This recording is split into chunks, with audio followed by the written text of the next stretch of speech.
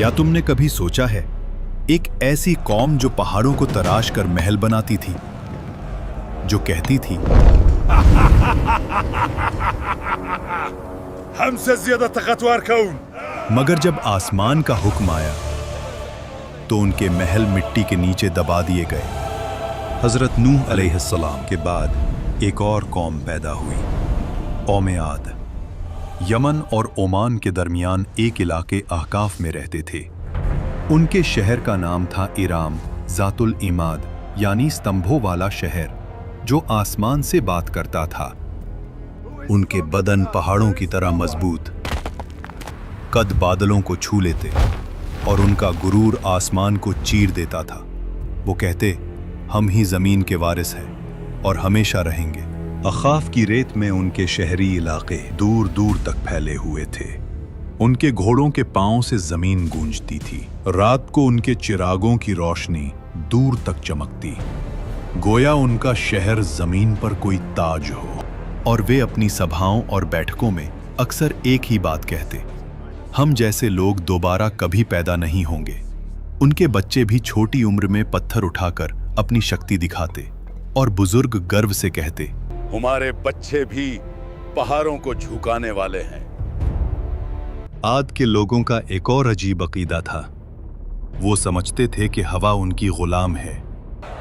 उनके जवान कभी वादी के दरमियान खड़े होकर दोनों हाथों को पहलाते और अपने आप से कहते, देखो, हवा हमारे जिस्म की पैरवी करती है। बुजुर्ग लोग अपनी नशिस्त महफिल में फख्र से कहते, हमारे बाप दादा हवा का रुख बदल देते थे, हमें कौन रोक सकता है? वो लोग जब तूफान को दूर से आता देखते तो हंसकर कहते, हवा हमारे साथ है, ये हम पर नहीं, हमारे दुश्मनों पर पड़ेगी। लेकिन उन्हें क्या पता था कि आने वाली हवा उनकी सबसे बड़ी दुश्मन बन चुकी है। आद के लोग सिर्फ लंबे नहीं थे, उनकी जिस्मानी बनावट आम इंसान से कई गुना बड़ी थी। दरिया के किनारे उनके कदमों के निशान आज भी पहाड़ों के दरमियान मिलते हैं, जिन्हें देखकर लोग हैरान रह जाते। उनके घरों के दरवाजे इतने ऊंचे होते कि एक घोड़ा और सवार दोनों सीधा अंदर जा सकते, और उनके बर्तन पत्थर के बने हुए, इतने बड़े कि एक बर्तन में पूरा खानदान का खाना पक जाए। समय बीतता गया, घमंड बढ़ता गया, वक्त गुजरता गया और उनका तकब्बुर बढ़ता गया।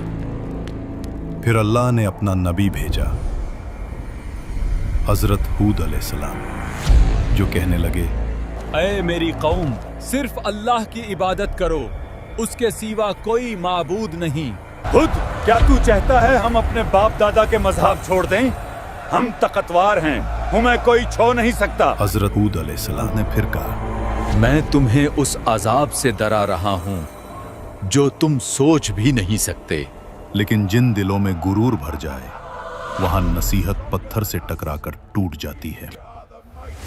हजरत हूद अलैहिस्सलाम रोज उनके बाजारों, उनके महलों, उनके दरवाजों के पास जाकर आखिरी दावत देते। कभी उनके सरदार हंस के कहते, हूद, तेरी बात में दम होता तो हमारे महल कब के गिर चुके होते। कभी कोई बच्चा उनकी आवाज का मजाक उड़ा देता और कुछ लोग उन्हें देखकर रास्ता बदल लेते, कहीं उन्हें अल्लाह का खौफ उनकी आंखों में भर न जाए। एक दिन हूद अलैहिस्सलाम उनकी असेंबली में गए, जहां उनके सरदार सोने के तख्तों पर बैठे थे। हूद अलैहिस्सलाम ने कहा, अल्लाह की बनाई हुई कुदरत का निजाम देख लो, तुम्हारी ताकत कुछ भी नहीं। मगर उनके सरदार हंस पड़े। ये छोटे वादे बंद कर, अगर अजाब आता है तो हम अपनी ताकत से उसे रोक लेंगे। अजाब से कुछ दिन पहले आद की वादी में एक अजीब मंजर हुआ। रात को आसमान में एक गहरी गूंज सुनाई दी। ना बादल गरजा, ना बिजली चमकी, मगर वादी में ऐसे लगा जैसे कोई दूर से पुकार रहा हो। आद के लोग इस आवाज को सुनते और आपस में कहते, यह तो पहाड़ों की आवाज है। हजरत हूद अलैहिस्सलाम जो कहने लगे, ये रहमत की पुकार नहीं, ये तंबे है। दूसरी रात जमीन हल्की सी हिली, मगर इतनी कम कि सिर्फ जानवर बेचैन हुए। देखो, इंसान हंस पड़े। ज़मीन भी हमारी ताकत से डरती है। उन्हें नहीं पता था ये जमीन का आखिरी एतराज था। फिर आया अल्लाह का फैसला। सबसे पहले उन पर कहत आया। 3 साल तक एक बूंद बारिश ना हुई। नदियां सूख गईं, बाग जल गए, जमीन पत्थर बन गई। लोग आसमान की तरफ देखते रहे, कब बारिश आएगी। लेकिन आसमान से जवाब आया, खामोशी। पहले साल उन्होंने कहा, ये तो मामूली सा मसला है, हम ताकतवर लोग हैं।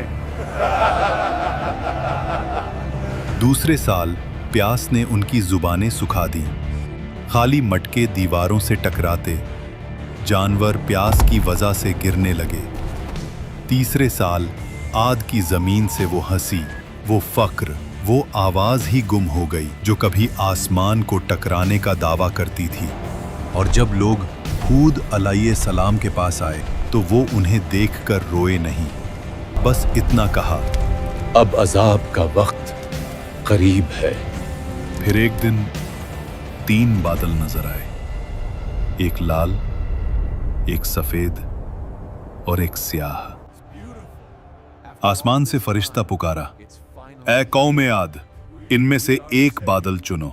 सरबराहों ने हंसकर कहा, काला बादल, उसमें पानी है, रहमत है। मगर उन्हें क्या पता, उस बादल में रहमत नहीं, कहर छुपा था। आसमान स्याह हो गया, हवा ठंडी हुई, लोग नाचने लगने, चिल्लाने लगने। देखो, बारिश आ गई। लेकिन वो पानी नहीं था, अजाब का तूफान था। पहला झोंका आया, धूल और पत्थर उड़ गए। आंधी के हर झोंके में उन्हें लगता कि हवाएं उनका नाम मिटा रही हैं। दूसरा झोंका, पेड़ गिर गए, जानवर उड़ गए। उनकी सारी मूर्तियां, उनका सारा फख्र, उनके बाग, उनका शहर, सब हवा में बिखर रहा था। रात को लोग अपने बच्चों को बाहों में दबा लेते, मगर आंधी उनकी चीखों से ज्यादा तेज चलती। तीसरा झोंका, इंसान हवा में छिन गए। उनके महल्लात जो कभी सुकूनों पर आसमान से बात करते थे, अब रेत के नीचे गल गए। 7 रात और 8 दिन तक वो तूफान चलता रहा। आसमान गरजता रहा, जमीन कांपती रही। उनके महल, उनकी शान, सब मिट्टी में मिल गई।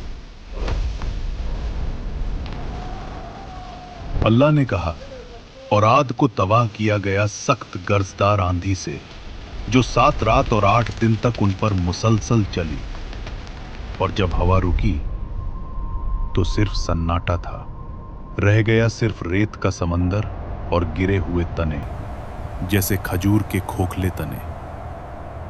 लेकिन उन चंद लोगों को जो हजरत हूद अलैहिस्सलाम के साथ ईमान लाए, अल्लाह ने बचा लिया। उन्हें पहाड़ों के एक गार में पनाह दी गई। और हजरत हूद अलैहिस्सलाम ने कहा, ऐ मेरे रब, तू सबसे ज्यादा रहम करने वाला है, हमें उन रास्तों पर कायम रख जो तेरी तरफ ले जाते हैं। हुद अलैहिस्सलाम जब वादी के ऊपर खड़े हुए तबाह शहर को देख रहे थे तो उनकी आंखों में आंसू भर आए। ये वो लोग थे जो कभी कहते थे, हमसे ज्यादा ताकतवर कौन?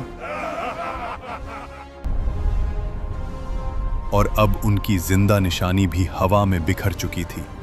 हुद अलैहिस्सलाम ने कहा, तकब्बुर का अंजाम हमेशा तबाही है और अल्लाह की नाफरमानी हलाकत। आज भी अहकाफ्त की रेत के नीचे उनका शहर इराम दबा हुआ है, एक गवाही के तौर पर, जो कहती है ताकत और शान से नहीं, सिर्फ अल्लाह की इताअत से इज्जत मिलती है। अगर तुम्हें ये कुरानिक कहानी पसंद आई हो तो वीडियो को लाइक करो, कमेंट्स में लिखो तुम अगले एपिसोड में किस कौम की कहानी देखना चाहते हो, और चैनल को सब्सक्राइब करना मत भूलना। ये सिर्फ एक कहानी नहीं, एक हकीकत है। جو ہمیشہ یاد دلاتی ہے کہ جب انسان غرور کرنے لگتا ہے اور ظلم اور ناانصافی قائم کرتا ہے تو اللہ اسے مٹا دیتا ہے۔